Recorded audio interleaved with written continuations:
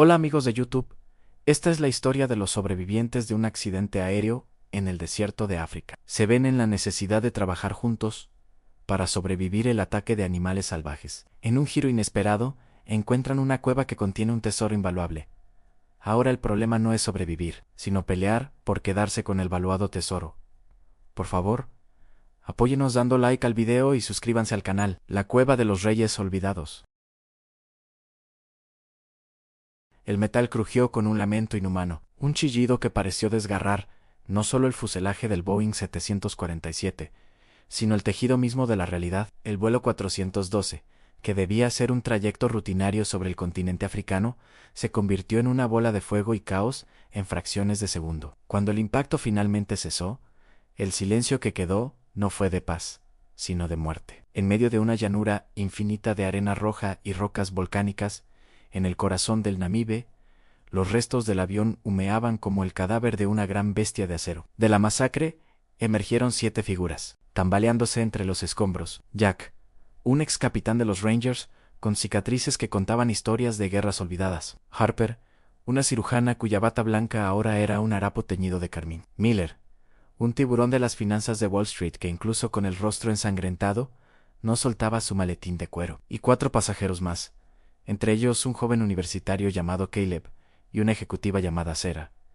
La primera hora fue de shock absoluto. Jack, con la frialdad de quien ha visto el fin del mundo antes, comenzó a organizar lo que quedaba. Si no nos movemos, el desierto nos devorará antes que los buitres, sentenció con una voz que no admitía réplicas. Pero el desierto no envió buitres, primero envió leones. Al caer la noche, el frío del Namibe descendió como una losa de mármol. Alrededor de una hoguera alimentada con plásticos y restos de asientos de piel, los sobrevivientes escucharon el primer rugido. No era un sonido lejano, era una vibración que hacía castañar los dientes. Una manada de leones del desierto, adaptados a la escasez y la brutalidad, los rodeaba. Eran sombras más negras que la noche, con ojos que reflejaban las llamas, con un hambre ancestral.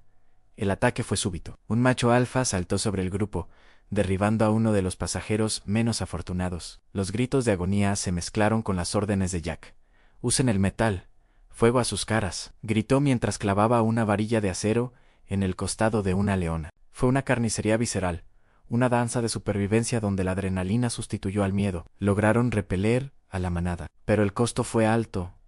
La poca comida recuperada se había perdido en la lucha, y sus reservas de agua eran prácticamente inexistentes. Al tercer día, la sed era un demonio que les arañaba la garganta. Caleb, el universitario, divisó un afloramiento rocoso que parecía una mano gigante surgiendo de la arena. Desesperados por sombra, el grupo se arrastró hacia las faldas de la montaña. Fue Harper quien descubrió la entrada, una grieta estrecha, camuflada por la erosión, de la cual emanaba un aire sospechosamente fresco.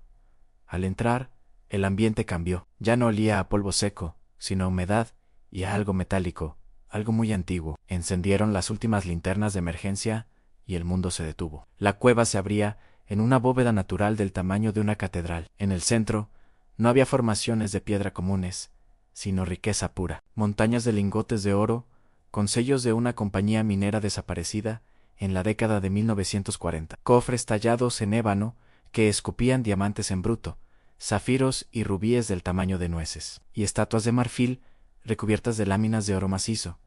Era un tesoro que podría comprar la libertad de un país entero. «Estamos salvados», susurró Sarah, acariciando una moneda de oro con dedos temblorosos. «No», respondió Jack, mirando hacia las sombras más profundas de la cueva. «Estamos condenados». La dinámica del grupo cambió en un latido. El miedo a morir fue reemplazado por la paranoia de poseer. Miller, el financiero, comenzó a caminar de un lado a otro, su mente matemática trabajando a toda velocidad. «Este oro pesa toneladas. Necesitamos un plan para sacarlo.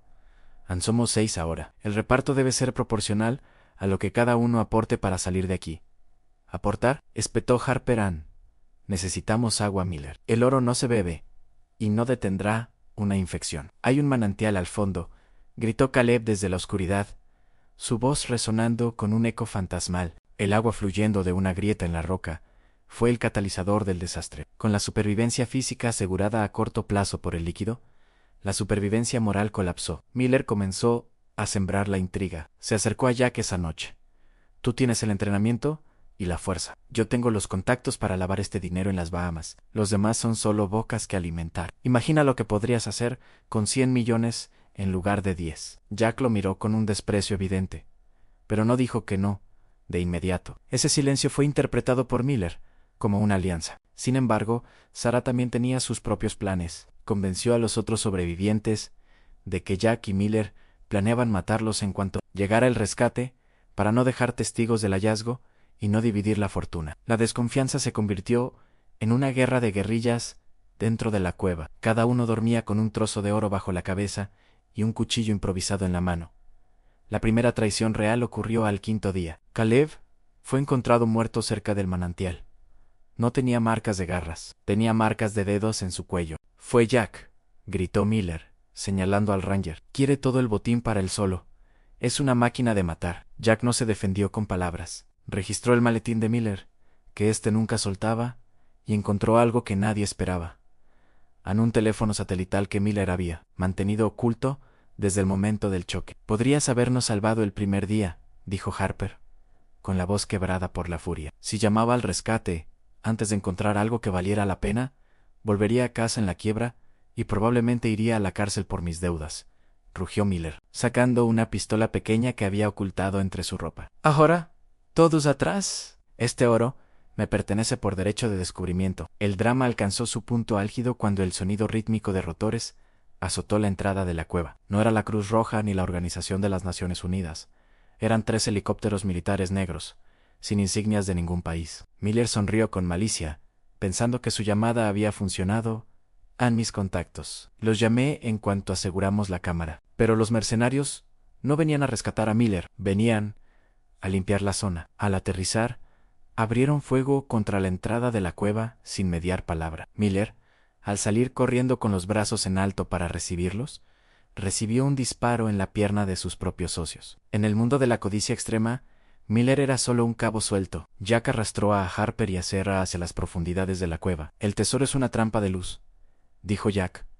«Ellos no quieren dejar a nadie vivo que pueda reclamar la propiedad legal de esto». La cueva se convirtió en un laberinto de muerte. Jack utilizó su conocimiento táctico y el eco de la caverna para confundir a los mercenarios. Usó diamantes como proyectiles y lingotes de oro de 10 kilos para preparar trampas de caída en los túneles estrechos. El oro, el objeto de su deseo inicial, se había convertido en su única munición. Mientras tanto, la naturaleza decidió que ya era suficiente. Una réplica sísmica sacudió el macizo rocoso. Las vibraciones de las granadas de los mercenarios y el peso de los helicópteros aceleraron el colapso. El techo de la cueva comenzó a fracturarse como un cristal roto.